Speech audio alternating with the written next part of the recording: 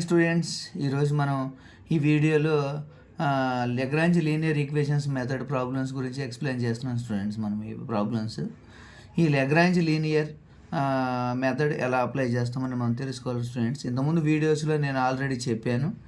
ఈ Lagrange linear method ద్వారా మనకి ఎలా తీయాలని తెలుస్తుందంటే capital P into small p plus capital Q into small q equal to R. If any equation of the form capital P into small p, capital Q into small q equal to R, then apply Lagrange linear equations. Okay students, అర్థమైంది అనుకుంటున్నాను. Okay, if any equation capital P into small p plus capital Q into small q equal to R, then it can be solved by using Lagrange's linear equation. Okay students, కాబట్టి మనం first ఇక్కడ what is P అనేది తెలుసుకోవాలి students. tan x and what is Q, tan y అంటాం students. Next what is R అంటే tan z. Okay students, మనం first working rule తెలుసు మనకు ఆల్రెడీ. వర్కింగ్ రూల్ అంటే ఏంటి? Find auxiliary equation or subsidiary equation. Okay students, ఇందులో ఏం కనుక్కుంటాం? Find auxiliary equation or subsidiary equation అంటే dx by capital P, dy by capital Q, dz by R. What is R? మనం చూసినట్టయితే P అంటే tan x equal to dy by capital Q అంటే tan y equal to dz by R అంటే tan z. Okay students, next మనం ఏం చేయాలి? Grouping. Next step తెలుసు మనకు students. Grouping. What is grouping? Grouping అంటే ఏంటి? ఈక్వేషన్ 1, 2, 3 అంటే 1 equal to 2 R, 2 equal to 3 R, 1 equal to 3. ఇలా మనం 3 సొల్యూషన్స్ని ఫైండ్ అవుట్ చేయొచ్చు స్టూడెంట్స్. ఇందులో మనం ఏం చేయొచ్చు? 3 సొల్యూషన్స్ని ఫైండ్ అవుట్ చేయొచ్చు. కాబట్టి మనం ఫస్ట్ 1 ఈక్వల్ టు 2 చేద్దాం. What is the use of grouping? To find the general solution of given equation. Okay students, 1 equal to 2 అంటే dx by tan x equal to dy by tan y. These implies cot x into dx. It can be written as cot x into dx and cot y into dy. Okay students, అలాగే దీన్ని వచ్చేసింది. ఇప్పుడు మనం general solution find out చేయాలి. To find general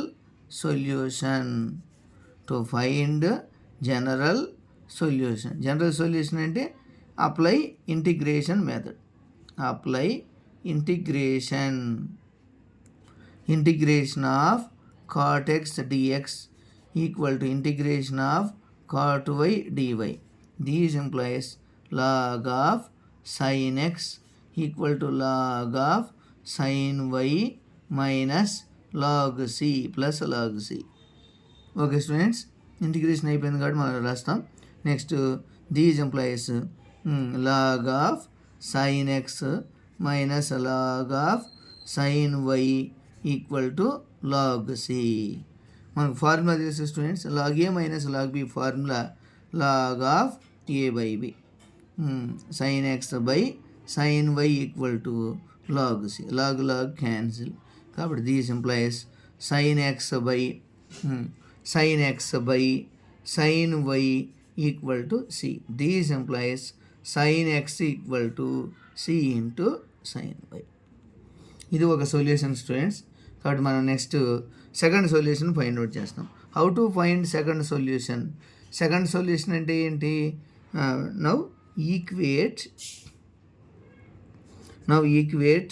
1 equal to 2 చేసాం కదా.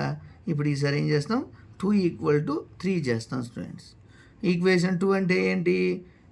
dy by equation 2 అంటే dy by tan y is equal to 3 అంటే dz by tan z. These implies cot y into dy equal to cot z into dz. Similarly, to find general solution.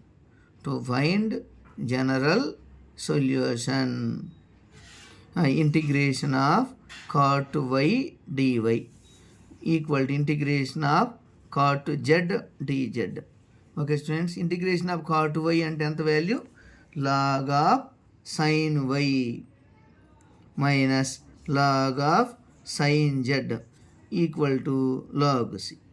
కాబట్టి log of sin y by sin z equal to log c. కాబట్టి log cancel, కాబట్టి sin y by sin z equal to c. These employees sin y equal to c into sin z. Okay students, మనం ఇలాగ find out చేస్తాం.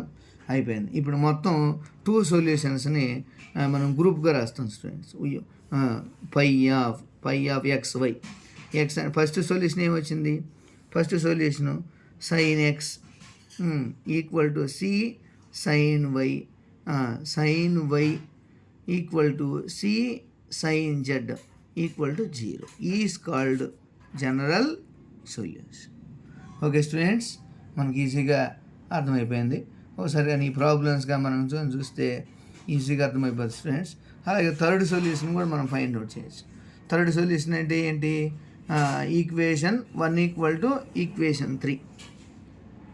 Okay students, equation equation 1 equal to third solution అంటాం దీన్ని. Equation 1 equal to equation 3.